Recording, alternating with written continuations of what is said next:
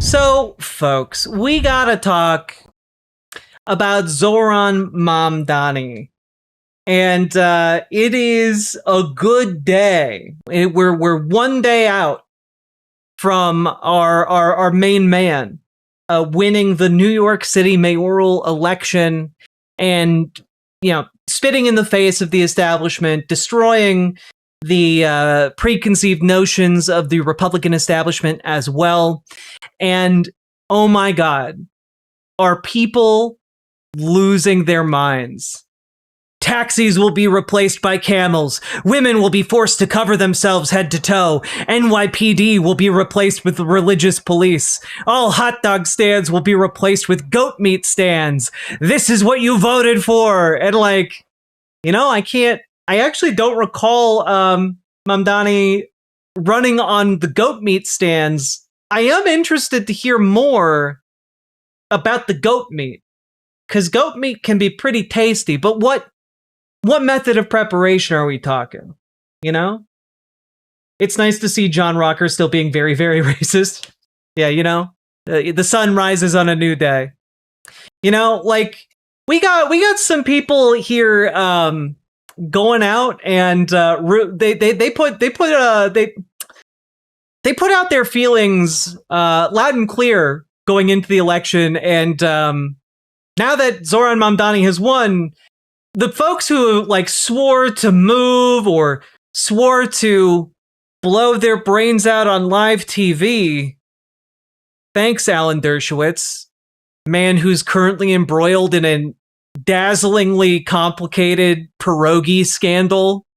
If none of you have heard anything about Alan Dershowitz going to war against local pierogi stands, it's maybe one of the greatest legal dramas of our time. Okay? Because I do want to say it's very, very funny. Now, did Alan Dershowitz actually threaten to blow his brains out on live TV? No, he didn't do that. Because again, he was too busy actually suing pierogi vendors. If you think I'm making that part up, though, Dershowitz pierogi gate feud with Martha's Vineyard vendor escalates. 2 words, Slavic pierogies.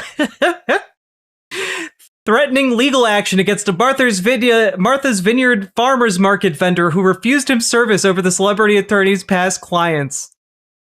Good pierogi co-owner Krem Miskovich denied the tasty Polish dumpling to Dershowitz because of his representation of Jeffrey Epstein and Donald Trump.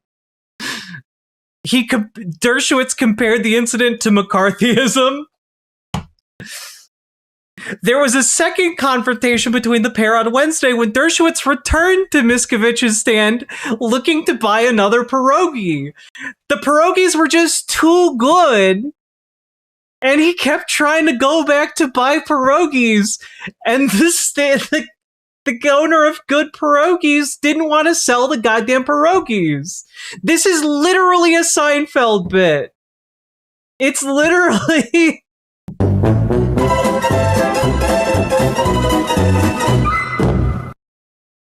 I can't, the worst people in the world are angry. Now, let's get to some real reactions, okay? Number one, you have an immediate pivot from the Republican establishment.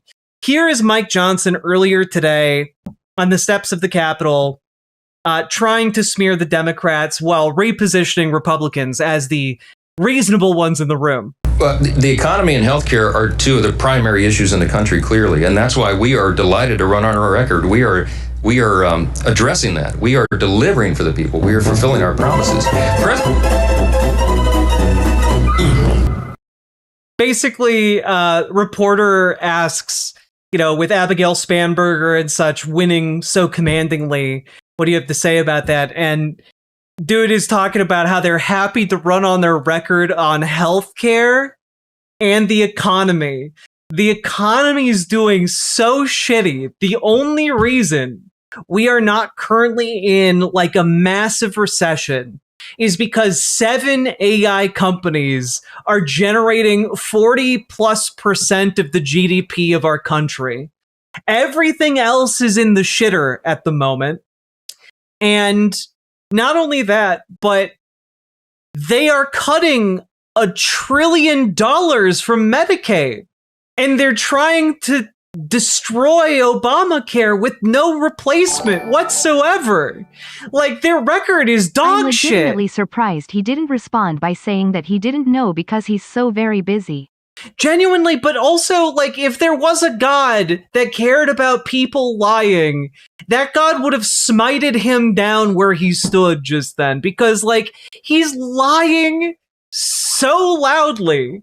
Like, well, we're so proud to stand on our record of the two things that are we are absolutely on the record as attacking at the moment.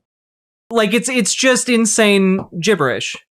And by the way, Donald Trump, also shaken by election losses, is calling for Republicans to end the shutdown.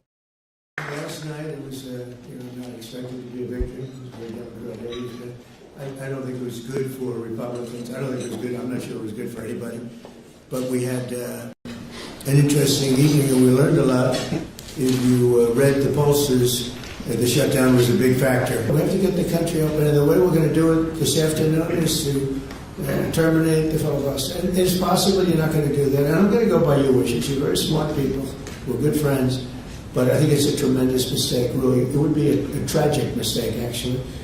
It's time. We will pass legislation at levels you've never seen before, and it'll be impossible to beat us. By the way, if they do, they're going to do it anyway, and they are going to immediately do the filibuster. And when they do the filibuster, they're going to pack the court, knowing that they're going to pass it as soon as they get any semblance of control. They'll pass it first thing. Then it's like, we have to do it first. We hit some new lows over the week. Jesus. Jimmy Kimmel, be gone. Be gone, I say. So yeah, Donald Trump is so shaken that, number one, he admits right off the bat that Republicans could end the shutdown if they wanted to. And the suspension of SNAP benefits, all of it is just a show in order to, break the Democrats. Now, Republicans in the Senate don't want to end the filibuster because they know their time in power is coming to an end. They are scared. And they know that the filibuster, when the shoe is on the other foot, is going to be the only thing that they can do to keep Democrats from achieving all of the farther left designs that they might be able to get done. Yet, the party that makes the most use of the filibuster is the Republican Party. It has historically been a tool of the conservative right.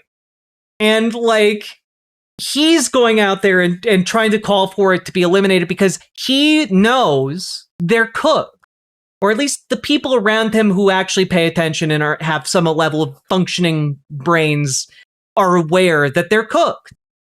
Like, unless they cheat by passing all kinds of legislation after getting rid of the filibuster, they're cooked in 2026. And so they're afraid. Like, the scale of the loss is becoming more apparent every damn day. Every damn day. The Democratic Party's blowout wins on Tuesday night underscore a fundamental reality about the Donald Trump era. Anti-Trump politics is affordability politics, and affordability politics is anti-Trump politics. It's not just that there is no need to choose between attacking Trump's lawlessness and addressing the price of eggs in the hackneyed shorthand for costs and inflation. It's that the two missions are inseparable from one another, because Donald Trump is nothing if not the manifestation of, like, the billionaire class consciousness. Like, that's what's happening here. Like, Donald Trump is one of the oligarchs. He's a billionaire who exists to exploit the working class. Like, there's a reason that Zohran Mamdani last night talked about how it's time that we started taking action against the Donald Trumps that run that act as landlords across New York City. It's because Donald Trump and scummy landlord are inseparable concepts. Donald Trump and out-of-touch oligarch that ruins your life, those are the same thing. And Democrats have for a very long time tried to make a distinction between the two so that they can protect their rich donors. And what the election last night showed is that you can't afford to make that distinction, because making the distinction literally makes people confused about what the problem is. You got some inside scoop on Dems, Dragonfly? Let's hear it. What's up? Last night started things going. I'm not surprised. A lot of Democrats have been crashing out, and I'm sure some also are realizing the need to pivot at this point. The internal Cold War is going hot. Yeah. Because everything that the more conservative faction believed in just got blown the fuck up by Zohran's campaign. I would say by January, it's going to get really, really ugly. Let's go, folks. No one fights dirtier than a worker cornered. Let's go. It's rumbling time. There are conflicts going on at every level of the party. It's good to get that shit figured out before the midterms, and definitely before the general. So the sooner the better, I say.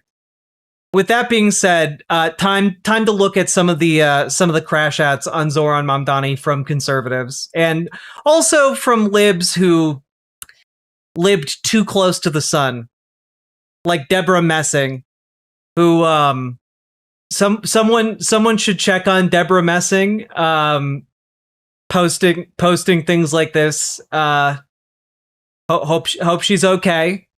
Or hey, here's a memo that Third Way put together, but they clearly wrote it before Zohran Mamdani's win was announced, because they didn't fill in the percentage point of how much Mamdani won by.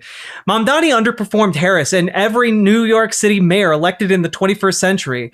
Mamdani is among the greatest underperformers of the century. Early estimates show that Mamdani won X% of the vote, underperforming Kamala Harris's 68% by X points, and garnering less support than any New York City mayor has won in the last 25 years. If the Mamdani brand of politics can't overperform in a place like New York, it certainly won't work in the far more conservative battleground areas, except that, like, Zohran Mamdani won so fucking handily. It's ridiculous. They literally pre-wrote it and forgot to fill in the percentage before publishing. Incredible stuff. Incredible stuff from a very serious think tank that unfortunately holds a lot of sway over a lot of Democrats in this country. Third Way Democrats are useless, and I think the attention to detail from Third Way's memos stands out there. Can we also just take a look here? Like, this lady tried to just do I'm coming back to the trans community, welcome me, sisters, and is then back to posting, like, literally minutes later about how, like, America's cooked because New York City elected a Muslim mayor. Like, the fucking bigotry off this bitch is crazy. What is taqiyya? Taqiyya is a concept in Islam that essentially allows one to conceal their faith to protect themselves from danger. So she's basically trying to say that Zohran hid his Muslimness despite it being a cornerstone of his campaign. Like, I genuinely, yeah, it's just a shorthand of her saying he's gonna do 9/12. You know, it's just, oh yeah, he's sneaky and duplicitous and gonna do a terrorism against New York City. So, you know, whatever. The crash outs are just insane. Not to mention the fact that You know, you all remember Bill Ackman, the billionaire who funded Andrew Cuomo's entire campaign? All of his rich friends are telling him that he's like the Gimp from Pulp Fiction because he congratulated Zohran Mamdani on his win. That's where we're at right now, guys. We are at, like, the oligarchs are all making fun of each other for like, oh, look at that guy. He showed basic good sportsmanship. New York City business power broker Catherine Wild called Ackman's olive branch ridiculous, saying he was merely trying to justify a failed investment. Having railed against Mamdani for months, literally to now turn around and say he's happy to help. I mean, really? Is Bill Ackman related to Huge? I don't think so. He's trying to make news out of raising the white flag, and it gets him all the attention.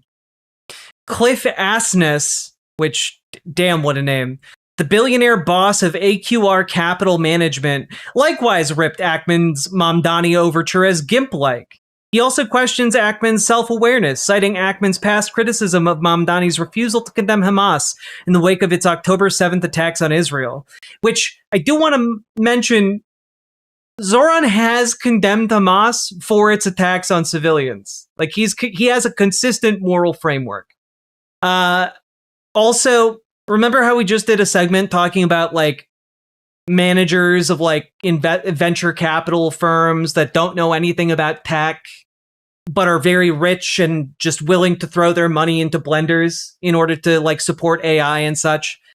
When we're talking about these billionaire friends of Bill Ackman, you know, the billionaire boss of AQR Capital Management, this is the kind of guy I'm talking about, you know? These are the kinds of guys who don't know shit about shit and are willing to throw billions of dollars into a harebrained scheme to potentially, on the off chance, become a trillionaire, you know? But this might be the best one. This might genuinely be the best one. And I want to preface this by saying, I rarely expect to see genuine emotion when I take a look at Fox News. But this is maybe one of the most incredible things I've ever seen from Sean Hannity. Let's take a look. Joining me now from the free state of Florida, Governor Ron DeSantis, my governor. They are, at the moment, getting results on New York City's mayoral election.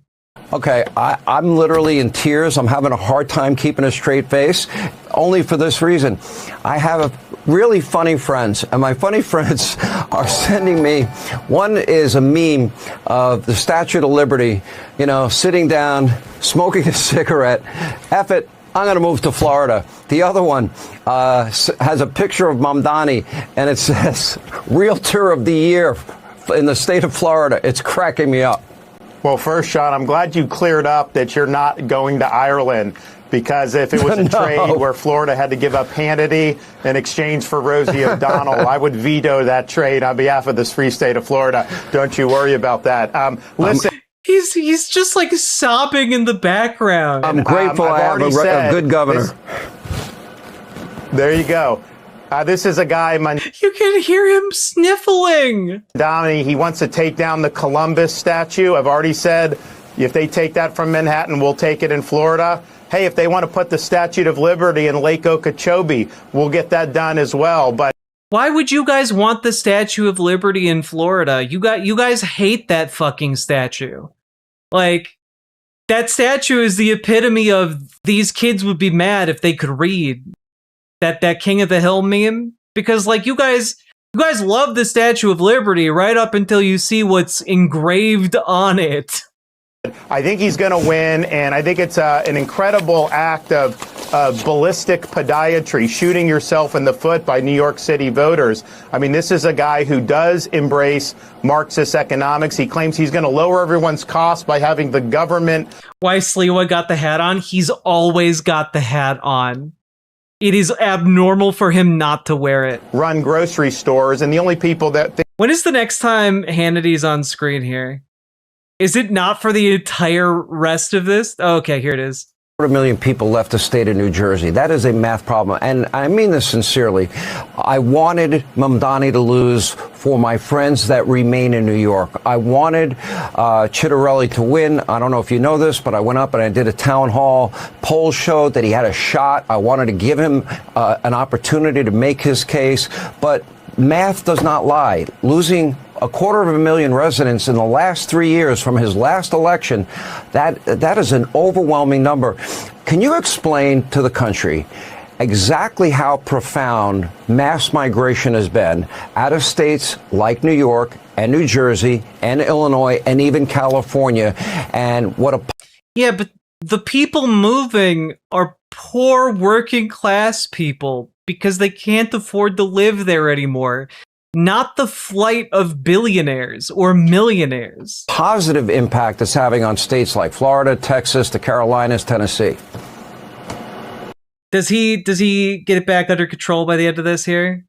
Street South is real. Every investment firm, every big bank, every private equity firm, they are all down in Florida. Anyway, Governor DeSantis, thank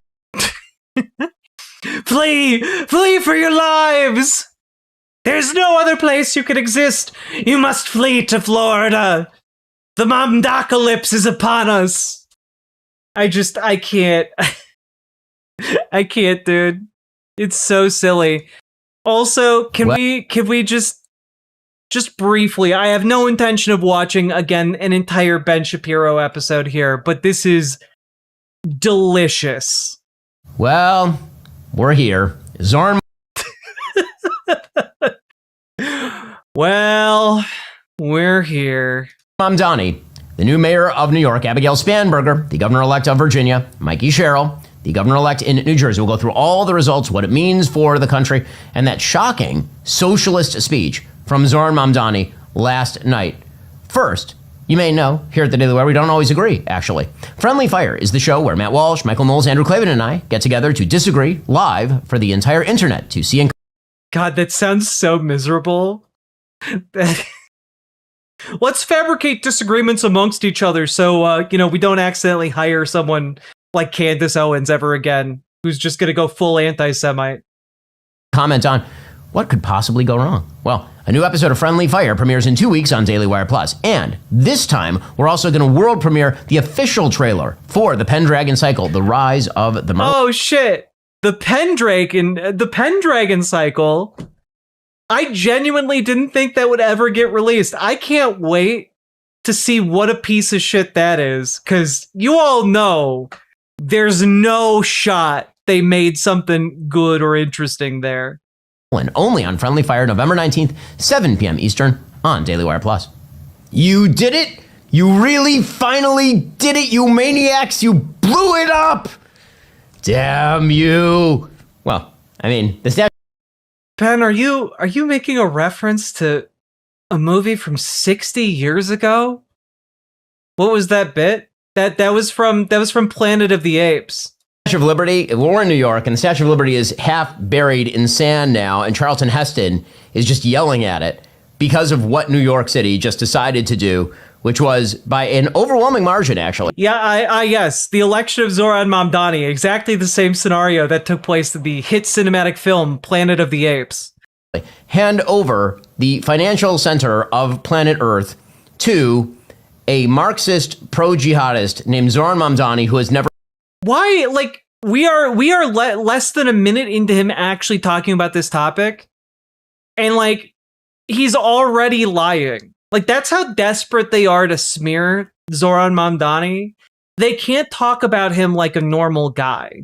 Instead, they have to be like, yes, he wants to wage a holy war against Christians in New York City. And like, that's ridiculous. It's just ridiculous. Like, where are you getting that from? Held a real job. And, it's a bold move, Cotton. We'll see how it works out for them. According to the New York Times, Mamdani, riding a historic surge of enthusiasm as the nation's largest city, embraced generational and ideological change. But I guess, don't expect the guy who wrote about how, like, Arabs want to bomb shit and live in sewage. Don't expect him to suddenly not be racist, I suppose. Well done, New York Times. Was elected New York's 111th mayor. The results were evident very early on in the night. It took about 35 minutes for the AP to call the race. Mamdani received 1.1 million people, I believe, voting for him. The turnout yesterday was extraordinarily high. His nearest competitor, Andrew Cuomo, who ran at best a somnambulant race, sleepwalking his way through the race. It seemed to be a sense of entitlement for Andrew Cuomo, running in the primaries, then running in the general. He was unable to win the race because of enthusiasm for Mamdani, yes, but also because of wild lack of enthusiasm for Andrew Cuomo, which is quite real. I mean, I wouldn't even describe it as a lack of enthusiasm because people hate that guy. Like, he had to step down from his previous position because he was sexually harassing people. Mamdani vote was not enough to overcome the pro-Mamdani vote, given the shortcomings of the other candidates, ranging from Eric Adams to Curtis Sliwa. Mamdani's coalition, which we'll get to in a little bit here, was an unusual coalition, to say the least, and he is not hiding the ball. He intends on major change in America's financial center, and indeed the financial center of planet Earth. He intends a new system that is going to destroy capitalism. Now, will he actually be able to accomplish that?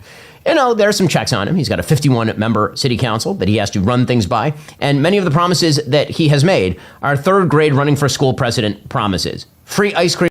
Well, no, actually, they're things that other cities and states around the country already have.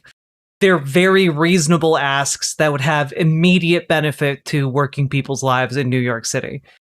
Like, I'm sorry, if New Mexico can get free childcare across the entire state, New York City can get free childcare in their city. If it's the financial hub of the world, they should be able to afford it. For everybody and no homework was basically his campaign. That if he said affordability over and over and over, and then if he just threw out a bunch of random things that he will never be able to do, then he would be elected mayor, and it worked. Also, there are states across the country that have free buses. Free buses, not unprecedented. Rent freezes, not unprecedented. Free childcare, not unprecedented. Every single one of his promises is extraordinarily doable. It worked.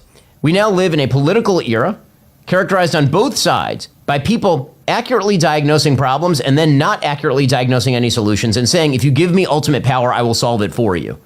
Well, he actually has pretty well-articulated plans for doing these things. And it never works, and then we swivel to the other side, and then we swivel back to the first side, and that seems to be...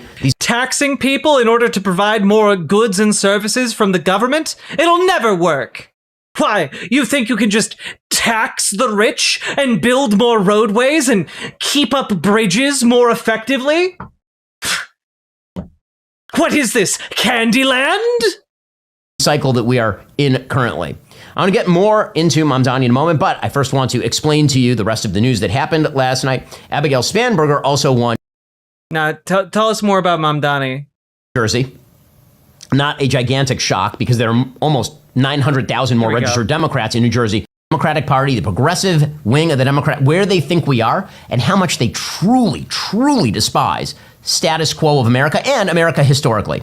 So here he was leading off with a quote from, again, a socialist, Eugene V. Debs. Hell yeah. Thank you, my friends.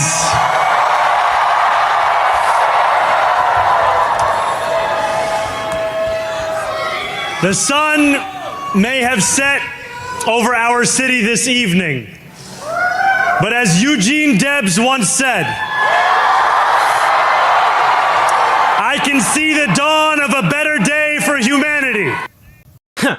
You mean you want humanity to experience a better dawn? Better by what metric? This pie in the sky point of comparison. It doesn't make any sense. What? The dawn of a new day? Well, why are you awake so early? Huh? What crimes are you doing in the early morning that you can see the sunrise? Huh? Checkmate. Okay, so a dawn for a better day for humanity. Again, there's that Marxist language right off the bat. So, oh, better day for humanity? Look at this degenerate language. Like, come on, dude. Come on. Like, the crash out is so real from these clowns. You wanna have a better day tomorrow? Huh? What socialist language are you using? Huh? Something better? No. Nothing better is possible. You're supposed to subject yourself to daily misery day in and day out until you die. Okay? That's what real world work is. Anything other than that, if you seek to improve your station whatsoever, you are, in fact, a Marxist, communist, Nazi, fascist. Barack Obama also had this transformational language as though the hearts of man were going to be changed, like the prophets. We're going to remove the heart of stone and replace it with the heart of flesh. Okay, this has always been the Marxist idea. The Marxist idea is that humanity is fundamentally changeable if you change the economic system. No. Okay, I'm a socialist, right? Like, I believe that workers should democratically run and own their workplaces. The idea that, like, human nature itself changes in different economic systems, no, it doesn't. For a moment there I thought I heard two Ben Shapiros and I almost stabbed my ears. I'm so sorry, it's me, Bingo. Thank you for the $5 dono, though.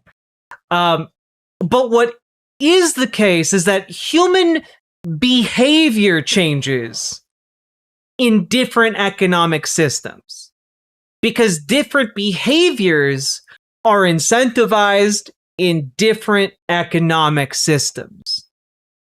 That's like, I don't know how much more simple I can make that idea, but my fundamental premise, along the same lines as Marx, by the way, is that we should seek to live within a framework of democracy. We should seek to be able to govern democratically and submit to no authoritarian.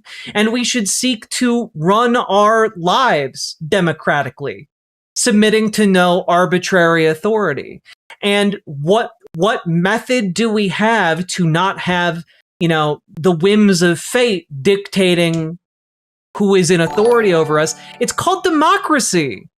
It's democracy. I know you're trying to talk slow and clearly, but I think you lost Bennett, human. I probably did. But the point being that socialism, communism, Marx, it is predicated on workers democratically coming together to own and cooperatively run the capital, their place of work, the factory, you know, as it were. And dude is just saying, like, you think human nature will change if workers live in a democracy versus living in a totalitarian system? Well, human beings are human beings, whatever system they're in. It's like, well, but we're not talking about, like, the nature of the human soul. We're talking about, like, how people, like, behave. We're talking about how people make their decisions on an everyday basis. We're talking about the power structures folks exist in their workplace and in society at large. And, like, living in a democracy is preferable to living under an authoritarian or a sovereign dictated by bloodlines. Democracy is preferable to those systems. And in a similar way, democracy in the workplace is preferable to the totalitarian role of, you know, privately owned capital. Like, in the case of privately owned capital, you're placing the majority of your life at the whims of someone who just happens to own something. And by owning that thing, they profit off of your labor. They take the full value of what you produce in the factory, and then they hand you a wage, and then they take all of the excess value and keep it for themselves. That's the basic concept. That's where these companies get their profit. That's where these, you know, CEOs get their payments and their bonuses. And you can even see, like, there's an expansion of that, right? Like with businesses being owned by not just one person, but by, you know, investors. But those investors don't work in the workplace. The people making the decisions about how to, like, prioritize what to prioritize, whether it's workplace safety or whatnot, they aren't the folks who are actually working in the factory. That's why, again, workplace safety doesn't get prioritized very much by these large companies. It's because workers aren't making those decisions, investors are. And the investors prioritize profit above all else. So, all that to say, like, Ben Shapiro's already, like, fundamentally wrong. And I want to reiterate, this guy was once called the cool kids philosopher. But you want to improve on feudalism with democracy? Yeah, that's some dangerous revolutionary language there, friend. The sort of religious, traditional, biblical idea is that, nope, humanity is what humanity is. Humanity is what humanity was. Humanity does not fundamentally change. You can change yourself. You know, what's great about this is that, like, Ben Shapiro, like, wrote an entire book about how the importance of, like, Athens and Jerusalem and the role of those two cities in changing and shaping human history and, like, governance.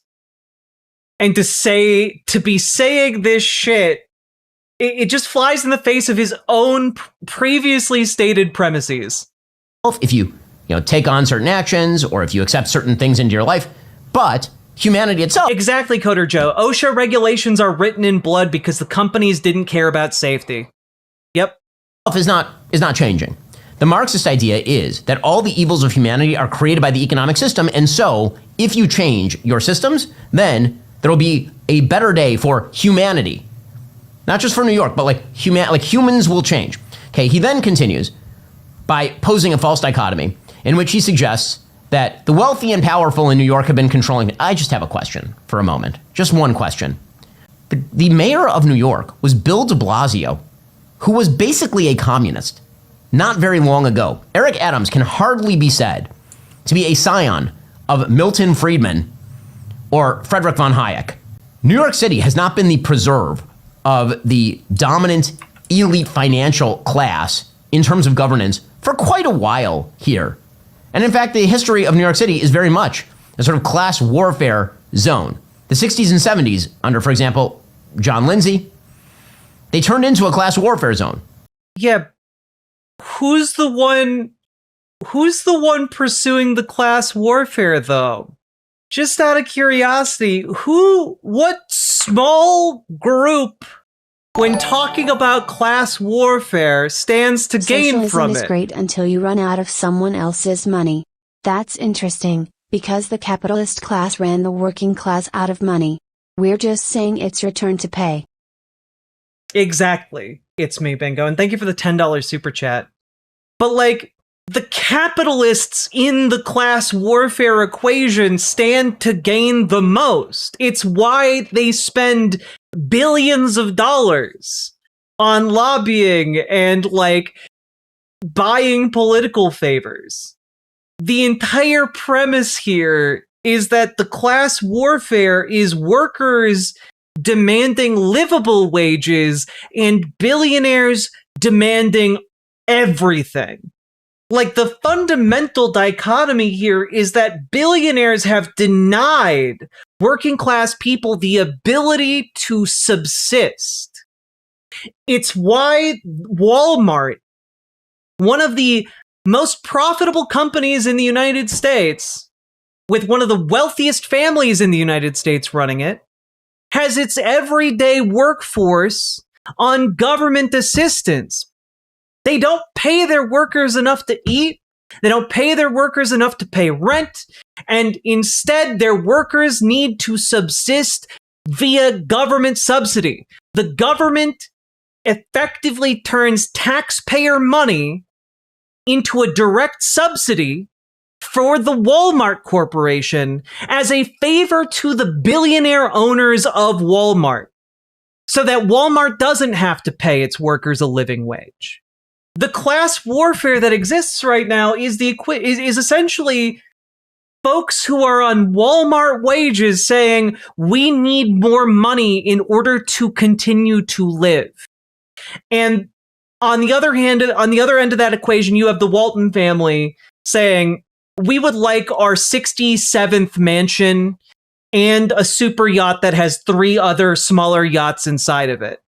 You know, Jeff Bezos got that yacht that has 1 smaller yacht inside of it. We need a yacht that has 3 yachts inside of it. That's the kind of class warfare we're talking about. And the billionaires that live in New York City have attempted to buy New York City. They have attempted to build a machine. And that machine was in part fostered by Andrew Cuomo. Andrew Cuomo, had an insider centrist gang of centrist Democrats effectively trying to stymie and block any kind of progressive legislation that would result in billionaires paying their fair share in the city. He did a lot of tricky stuff in order to move money around and defund the subway system, for example. And that's just one small example of that. But Ben Shapiro's Bill de Blasio though. Bill de Blasio though. It's almost like, I don't know, politics involves more players than the mayor of New York City. And that's part of the reason why Zohran Mamdani is such a threat to the entrenched power structures. It's because he ran a campaign that recognizes that the mayor of New York City needs to also be doing outreach in Albany, needs to also be doing outreach in the capital of the state to get state-level lawmakers on their side and to get the governor on their side. And he did it. He did those things, and that presents him with a lot more power, shattering the pre-existing coalition against progressive policies. That's just a reality. So Zohran Mamdani is saying something deeply ahistorical and also untrue, and it is all about this idea. It's only deeply ahistorical and untrue if you deliberately misconstrue what he's saying. Idea that there is some sort of perverse, manipulative class that is interested in stealing money from the pockets of the working folks. Again, he wasn't either. Why that fair and it's not our money? They don't have to pay more because they're successful. We live in a democracy. We live in a democracy where we all pay taxes, and it's absurd that the working class pays more of a percentage of their paycheck than billionaires do.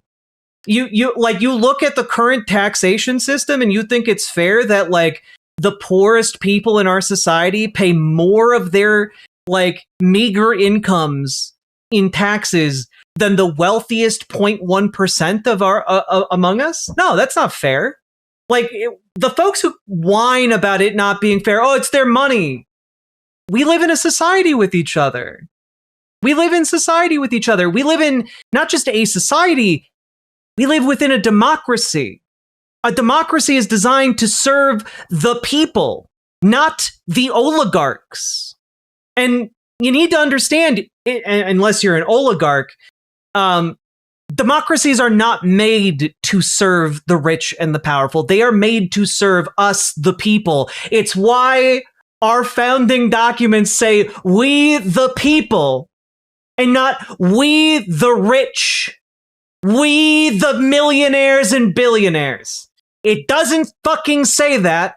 Not now, and it never has, and it never fucking will, as long as people who value freedom and liberty still draw breath in this land.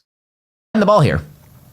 For as long as we can remember, the working people of New York have been told by the wealthy and the well-connected that power does not belong in their hands. Fingers bruised from lifting boxes on the warehouse floor. No, they literally don't pay a larger percentage of their income, Ryan. They don't. The wealthy don't pay a larger percentage of their income. You can look it up. You can look it up. Well, for one thing, why is the Social Security income tax capped? Why is it that a billionaire pays into Social Security the same amount as someone who makes, $200,000? It's because billionaires don't pay the same percentage that the rest of us do. Most of them use tax loopholes and pay nothing.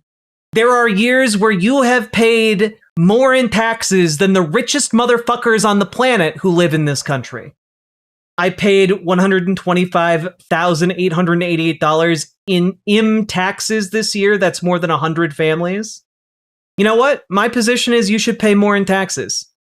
And I think I can probably get together a larger coalition of people in this country who agree with me rather than you can get together that agree with you. Sorry. You want to live in a nation with clean streets, with functional bridges, with working fire departments, with low crime rates, with affordable groceries, healthcare, etc. You're going to have to pay your fair share, Ryan. No more mooching off the rest of us. Which is, let me be clear, exactly what you're doing. Palms calloused from delivery bike handlebars, knuckles scarred with kitchen burns. These are not hands that have been allowed to hold power. And yet, over the last 12 months... Also, I'm sorry, if your finances can't afford an extra 2% in taxes as a very wealthy person, you need a new accountant. You have dared to reach for something greater. Jack, gotta move to an EU country for those goodies? Nah, just gotta win the class war here. Tonight, against all odds, we have grasped it. The future is in our hands. My friends, we have toppled a political dynasty. Again, this is the kind of stuff that excites progressives. It also is almost a direct quote from Bane in The Dark Knight Rises, which was half the speech. It belongs to... Did you know that that makes you a utilitarian, and that means you align with villains like Thanos from Infinity War? Did you ever consider that? We have devolved into... that sounds like what a villain might say in a fictional movie. Do you? The people. And then he went on to basically stab Andrew Cuomo in the face. I mean, again, typically in politics, magnanimity in victory is a pretty nice traditional way of doing things. No magnanimity happening right here from Zohran Mamdani toward Andrew Cuomo. I wish Andrew Cuomo only the best in private life. But let tonight be the final time I utter his name as we turn the page on a politics that abandons... Yeah, a moment of silence for the super rich who will finally be paying 2% more in taxes in order to benefit the vast majority of New Yorkers. A moment of silence for the 2% loss of their income in exchange for working people of New York City to be able to continue to go to work instead of needing to have one of the working pair stay home to do childcare. A moment of silence for the 2% loss of profit that the ultra wealthy will experience so that New Yorkers can ride the bus for free in order to get to work for said ultra rich. A moment of silence for the 2% loss of income that will result from, the childcare passing that, will allow, again, 2 fully grown and educated adults to go to work instead of just one. A moment of silence for the 2% increase in taxation that will go towards opening self-sufficient grocery stores that don't need to run at a profit so that working class people can get food in their neighborhoods that doesn't bankrupt them and doesn't kill them slowly. It's truly a crime against the ultra rich that they are forced to live in such a dystopian world where they are asked to make the ultimate sacrifice of 2% of their income. Truly, a more just world would be for folks not to be able to get to their jobs and need to commute hours in order to make it into the heart of the city. Truly, it would be a massive loss for them to pay 2% of their income so that others in their community aren't languishing in hunger and financial destitution. It's heartbreaking to see the rich of New York being treated so poorly. The capital class would bring back company towns if they could. Also, in honor of the stream and because it's the best band name ever, I've changed my Majority Report IM name to Sliva and the Ratman. Pluvius, thank you for the $5 dono and for the tribute to my my silly little bit. I appreciate both. Also, next demise, thank you for the sub. Very much appreciated. The many and answers only to the few. I don't know why 2 alerts played, but let me know if for some reason 2 went through and I can refund you that second one. New York, tonight you have delivered a mandate for change. A mandate for a new kind of politics. A mandate for a city we can afford. And a mandate for a government that delivers exactly that. I mean, first of all, put aside the absolute kind of jackassery of let this be the final time we utter the name and may he be banished to the forbidden zone. Why? It's such a great insult to vow to never say a man's name again. It's a pretty classy slap in the face. I'm not gonna lie. Ridiculous kind of stuff. But then when he says that there's a mandate for a new kind of politics, a mandate for a city we can afford, a mandate for a government that delivers exactly that, this is the thing that drives me absolutely up a wall about the way that we do politics in this country. Again, all of his plans are trash. I mean, really bad. Yeah.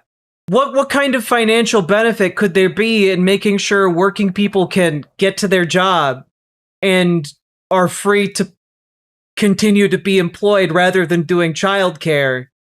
What possible economic benefits could there directly be that are blaringly obvious to every single person who takes half a second to consider the question?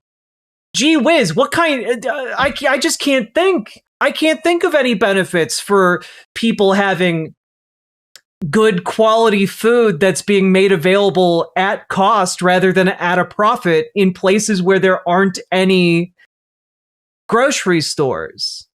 Gee, wait a minute. Do you think that maybe by making high quality food available in food deserts, that might improve the health outcomes of people who live in said areas? Because instead of buying, a Big Mac, they can instead buy healthy food that otherwise they would have had to, go an hour or 2 out of their way to get. Something they don't have the time for if they are employed full time.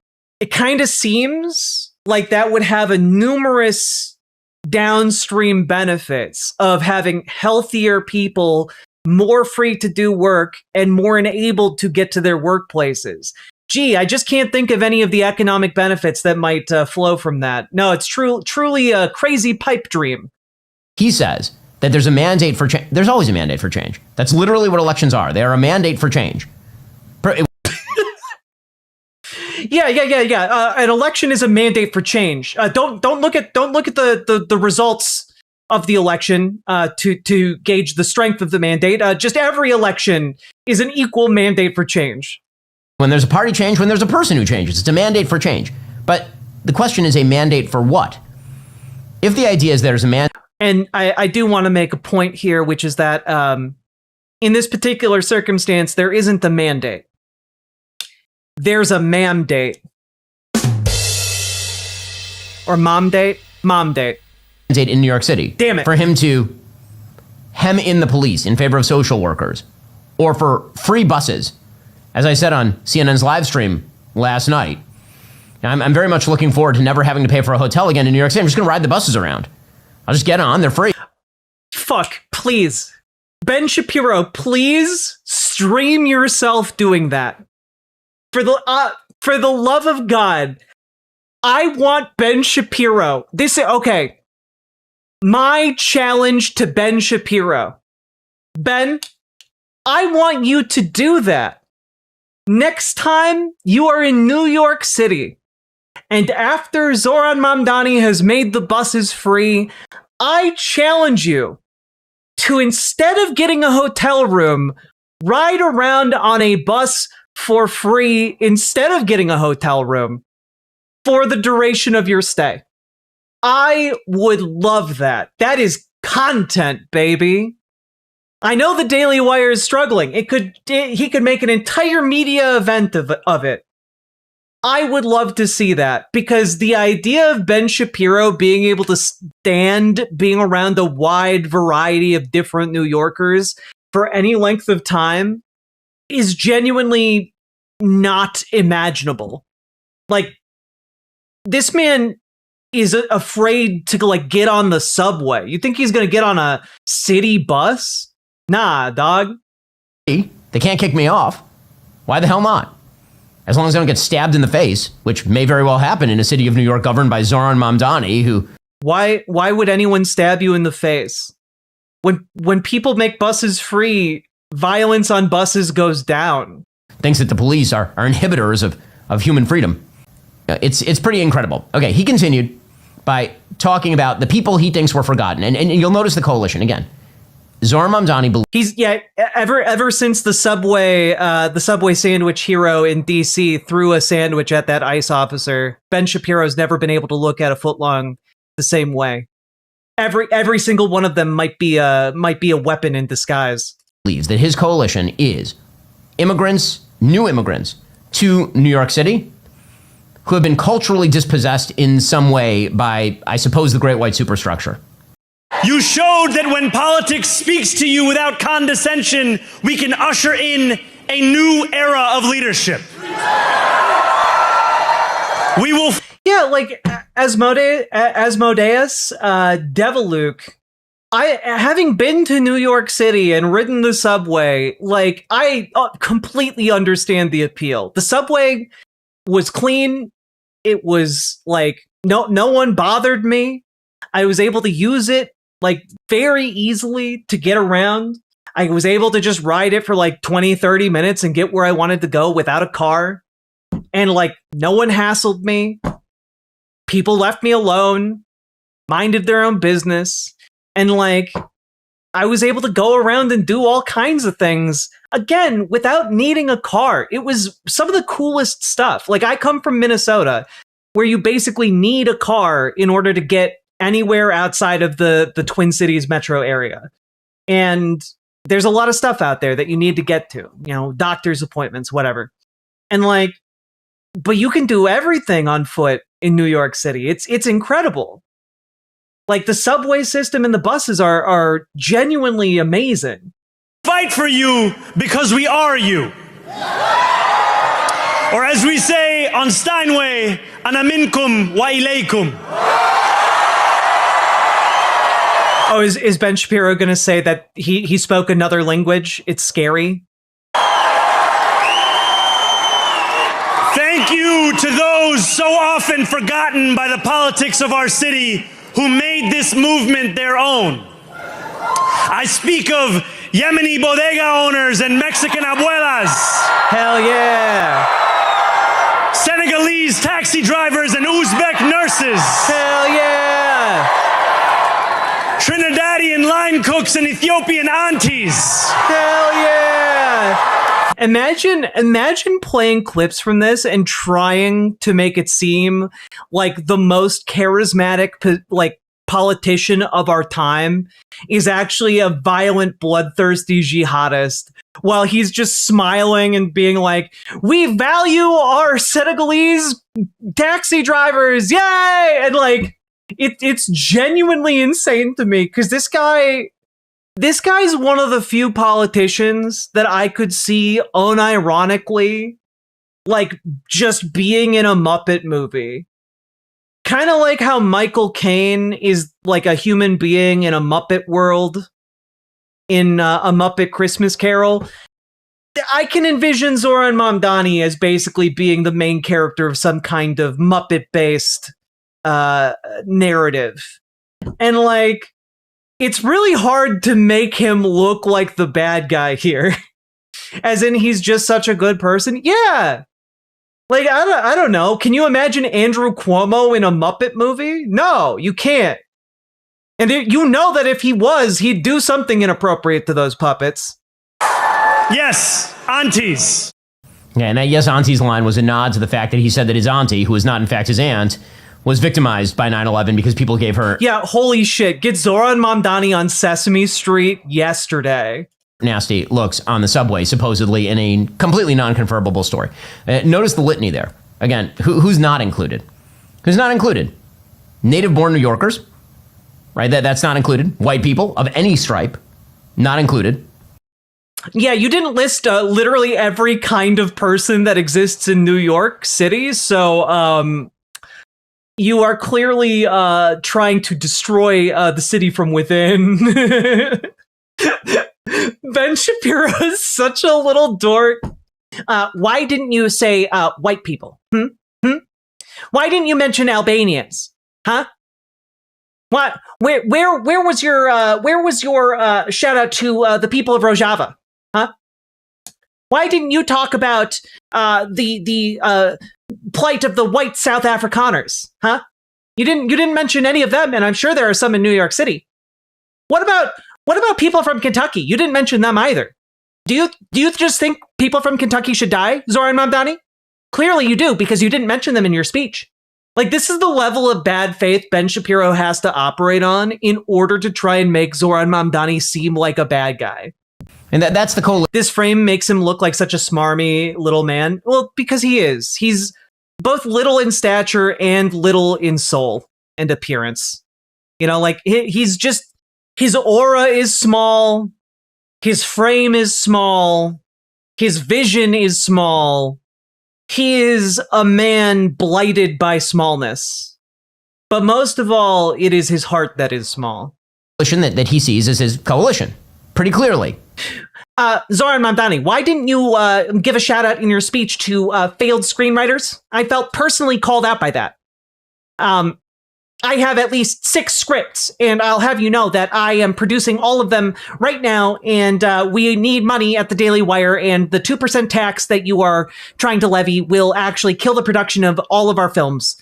And I need this. I need this. I need this. Please don't. And again, the sort of drama with which he infuses his own candidacy, that basically this is the dispossessed of the earth. Frantz Fanon's wretched of the earth. We're now taking power in New York. I mean, it infuses everything that he is saying here. Ah, yes. The wretched of the earth are taking power in New York. Hey, what's written on the Statue of Liberty again? Just out of curiosity here. Statue of Liberty poem? What is that? The New Colossus? Let's see here. What is it? Not like the brazen giant of Greek fame, with conquering limbs astride from land to land.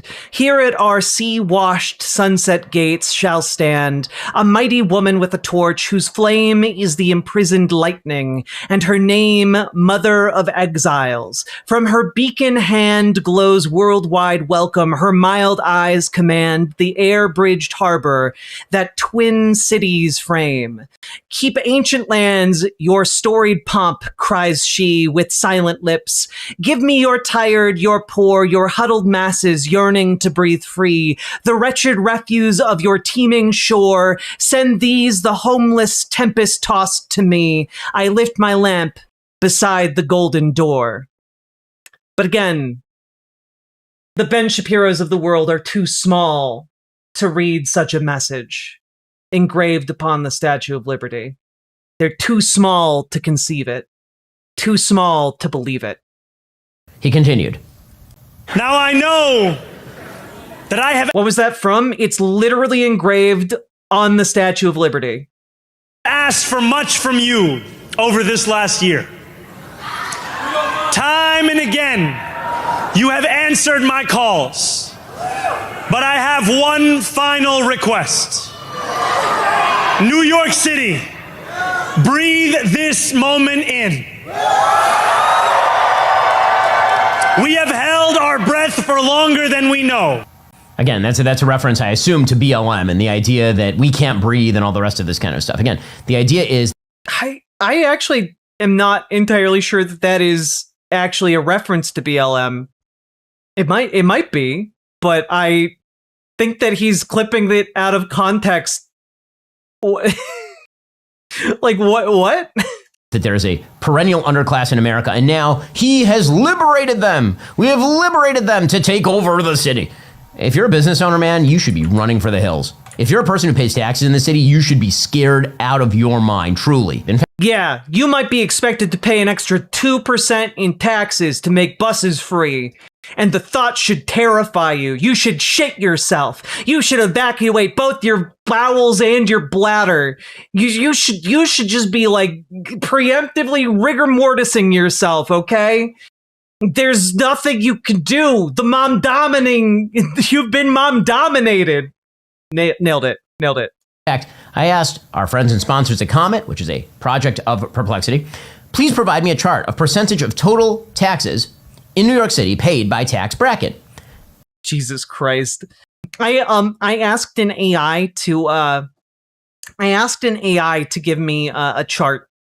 I'm not actually going to bother checking where the information comes from or any of the sources. I'm just going to have an AI feed me the facts that are convenient for my narrative. The 2% on my $800,000 a year. Malachi, it's not even 2%. I should be clear, it's not even like a 2% tax on $800,000. It would be a 2% tax, additional 2% tax on every dollar made over like $1 million. Like it's a tax bracket based tax. God, it's so silly. None of these people understand tax brackets. Anyway, I think you guys get it. Like Ben Shapiro's having just a completely insane crash out. Meanwhile, Zohran Mamdani's already doing mayor shit. He's already at work. Here he is speaking the day after, earlier today.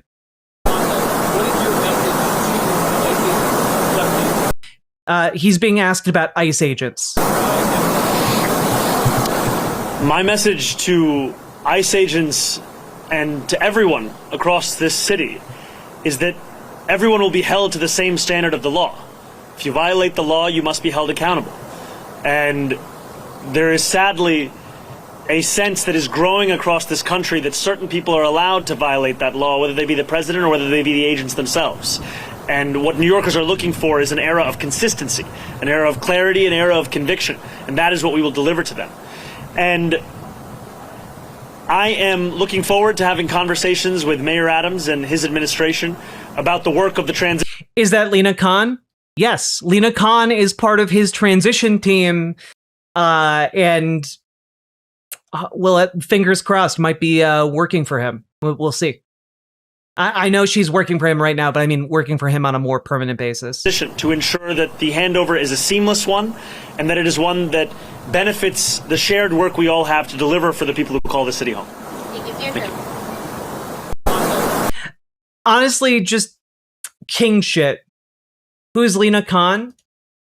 She was one of the people working under Biden that folks were most excited about. Let me pull up a picture here. Yeah, she was the commissioner of the Federal Trade Commission under Biden, and she did a really fucking good job. FTC. Yeah, she was holding like big business to account. You might recognize her if I pull up the picture. Twitter does not load anymore for me. Let's just take a look here. There we go. Here's her Wikipedia picture. She's very talented. She's done some great work, and she's been low key kind of going around doing stuff behind the scenes since the Biden administration, and it's not surprising that she wound up with Zohran's campaign. So anyway, very cool person. Very, I'm excited to see what she does. You know, all of that being said, what else is happening in this country? You know, what else happened yesterday? Because obviously conservatives are crashing out, but like, why are they crashing out in so many other places beyond New York City? Well, part of it is because of stuff like this. Now, this is an election that occurred yesterday in Tarrant County. Now, you'll notice that the Democratic candidate here got 44.12% of the vote. And, well, that's pretty interesting considering that Donald Trump won that county by 18 points. That district in Texas went to Trump by 18 points a year ago. And it is now electing a Democrat. Or rather, it is, I think there's like a runoff election. I'm not exactly sure. It might be concluded. I don't have updates on the district. That being said, understand that the two other candidates in this race spent $4 million in order to try to win this 18 plus Trump district. How much do you think the Democrats spent? How much do you think Taylor Remmitt spent? Anyone want to take a guess? The Remmitt campaign spent what compared to the $4 million of his opponents? A few thousand? The Remmitt campaign spent $68,000. To put that in perspective here, we're talking like $1.16 per vote for the Remmitt campaign versus the Huffman campaign spent $167 per vote. We're talking that per vote dollar amount, Republicans had to spend 167 times more. And they are still having to fight for their lives in a runoff. Understand that what we're seeing right now is like Republicans are having to fight for their lives in what would typically be considered extraordinarily safe Republican districts. So understand that we are currently at a point where Republicans are trying to gerrymander their states and make slimmer and slimmer majorities in their districts, right? What that means is the traditional wisdom of what is and is not a safe conservative county or seat has been shattered. And Republicans across the country today are now looking at each other and thinking, did we just fuck ourselves? Because the entire premise of gerrymandering is that you spread out your supporters so that you can claim victory in more seats. But if you spread them out too thin, guess what? You're fucked if enough people in your district flip on you or change their minds or get fucked over by the economic policies of a dementia-addled president. Yeah, they may have gerrymandered too close to the sun, indeed. Yeah, Kansas backed off their redistricting plans because of this. Republicans in Kansas aren't going forward with their attempt to gerrymander because the margins would be too slim to count on their seats. So it backfired on them. It is backfiring on them, though some states have already done the gerrymandering and now are stuck with what they have done. So we're going to see how things go, but I want you all to sit with the information that this is an off election year. This isn't a midterm. And I want you all to remember, a lot of people, they don't check in. You know, the normies of the world generally aren't paying attention to off-year elections. Hell, normies aren't typically paying attention to midterm elections. Most normies in America have typically only ever turned out for the general. We are living in an unprecedented time of people paying attention to politics and acting accordingly. And that is catching a lot of establishment politicians, both Democrat and Republican, on their off foot. Because they weren't expecting people to show up. They weren't, and now they're, if this is how many people show up in an off year, how many people are going to show up next year? And the year after that? And then for the general. Things start to look a lot less safe for conservatives politically. And that means that they have to actually reconsider the authoritarian and fascistic policies that they have been gleefully embracing for the past several months. Longer than that, really. The issue is, a lot of those policies are already baked in. A lot of them are already happening. A lot of those cuts are already baked in as well. And what that means is that a lot of these conservatives are panicking today. How do you walk that back, though? You can't, really. You can maybe say, well, we can't go farther than this because there are going to be repercussions. There's going to be accountability. Do you think we'll get Blexis and Blanzis in 2026? No. But I'm happy to be surprised if we do. So that is why conservatives are panicking en masse today. And it is a good day to win. So, all that being said, hope you enjoyed this. I certainly have. And drink deep of the hope today, friends. Let it fuel you. Let it spur you to further action. If you are feeling inspired, please consider joining our Discord. ! Discord in any of the chats. You get a link to join. Click it. You'll go right through. And if you want to join DSA and get involved locally with DSA, reach out via Discord to Gamergy. And if you want to engage and radicalize your local Democrats to better policies and help them become effective and for the people, you can reach out to Dragonfly. Both of them will be happy to help you get started, happy to give you advice.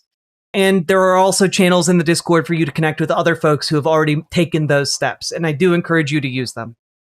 That being said, let's keep going. Riverboat deck is going to town. All the viewers gather round. Twitch and YouTube and Swishy streams. All that content is bursting the scenes. Politics, being and plenty more.